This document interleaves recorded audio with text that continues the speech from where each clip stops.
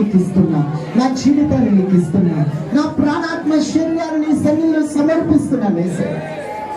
మతమాచరించి బతికినా నేను ఇప్పటి వరకు, నన్ను క్షమించయ్యా. మృతమైన మతము నాకు వద్దయ్యా. రక్తముతో రూపొందించబడిన ఈ రక్షణ మార్గములో నీ ఆత్మ చేత నింపబడిన వాడనై, నీ వారసుడునిగా ఈ లోకములోని సజీవ సాక్షిగా సైన్యముగా నేను లేవనెత్తబడాలయ్యా. నా ప్రాణాత్మ శరీరాన్ని సన్నిధిలో సమర్పిస్తున్నానయ్యా. నా ప్రాణం కంటే ఎక్కువగా నిన్ను ప్రేమిస్తానయ్యా. నా జీవితంలో నీకు మొదటి స్థానం ఇస్తానయ్యా. శక్తి రూపము నీకు నువ్వు లేచి నా తండ్రి దగ్గరికి వెళ్తాను.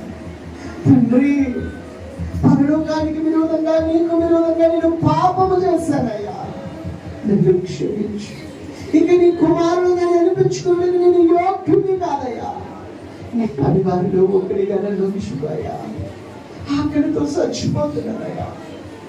నీ కుమారుడిని నన్ను పిలవకపోయినా పర్లేదయ్యా అని అనుకుని లేచి తండ్రి ప్రేమను వెతుక్కుంటూ దూర దేశం నుండి ప్రయాణమైపోయి మరలా కన్న ప్రేమకు దగ్గర వస్తున్నాడు.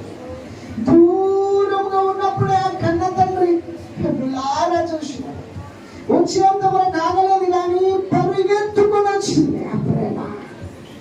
కౌలించుకుంది ఆ ప్రేమ, కన్నీరు తెరిచింది ఆ ప్రేమ, ఎత్తుకుంది ఆ ప్రేమ, హత్తుకుంది ఆ ప్రేమ,